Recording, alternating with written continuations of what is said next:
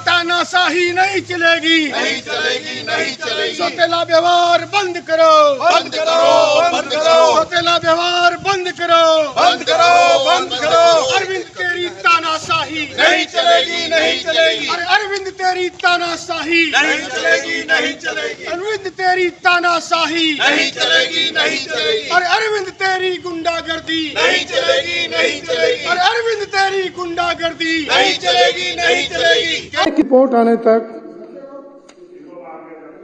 उपरोक्त 7 सदस्यों को सदन की कार्रवाई से निलंबित किया गया था। अजय महावर जी, मार्शल बाहर करिए।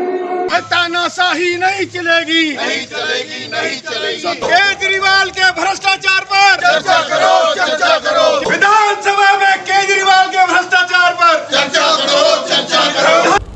आज फिर आम आदमी पार्टी की सरकार ने सदन में विपक्ष का गला घोंटने के लिए एक तुगलकी फरमान जारी किया है और 8 में से 7 विधायकों को अनिश्चित काल के लिए सदन से निकाल दिया है।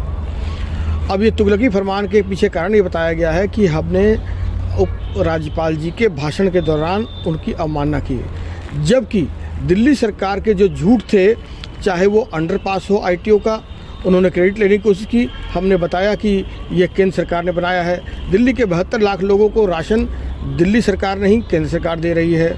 दिल्ली की अन्य परिवहन व्यवस्थाएं जितनी भी हैं, 1500-1600 बसें केंद्र सरकार ने दी है।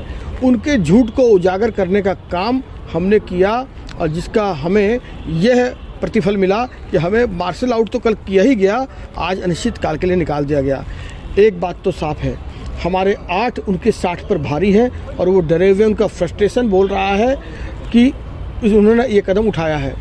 और कई बार सदन में सत्ता पक्ष ने एलजी साहब को गालियां दी हैं, प्रधानमंत्री जी को, गृह मंत्री जी को गालियां दी हैं। क्या एलजी साहब का अपमान तब नहीं था जब मुख्यमंत्री केजरीवाल ये कह रहे थे, कौन एलजी, कहाँ से आया ये एलजी, कौन है ये एलजी, इसी सदन में कह रहे थे? क्या तब एलजी साहब का अपमान अरविंद केजरीवाल नहीं? सदन में तख्तियाँ दिखाई हैं, वेल में आकर भी एलजी के खिलाफ उन्होंने तख्तियाँ लिखी हैं और बोली है और गालियाँ दी हैं, फ्लैक्स लटकाया है पूरे सदन के अंदर। क्या किया स्पीकर साहब आपने?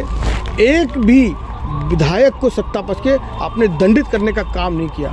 और आज सत्ता पक्ष की आवाज़ को दबाने के लिए जो जनहित की आवाज़ है, जो दिल्ली वालों की आवाज़ है, आपने अनिश्चित काल के लिए मार्शल आउट कर दिया। तो ये आप लोगों का फ्रस्ट्रेशन दिखा रहा है, किस प्रकार आप लोग डरे हुए हैं, किस प्रकार आप झूठ परोसते हैं और सच का सामना करने के लिए तैयार नहीं हैं।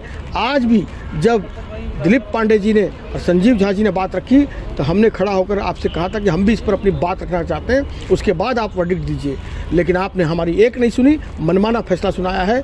हम जनता के दरबार में भी जाएंगे, कोर्ट में भी जाएंगे और सदन में भी आवाज़ उठाएंगे। लगातार दिल्ली की जनता की आवाज़ उठाते रहेंगे।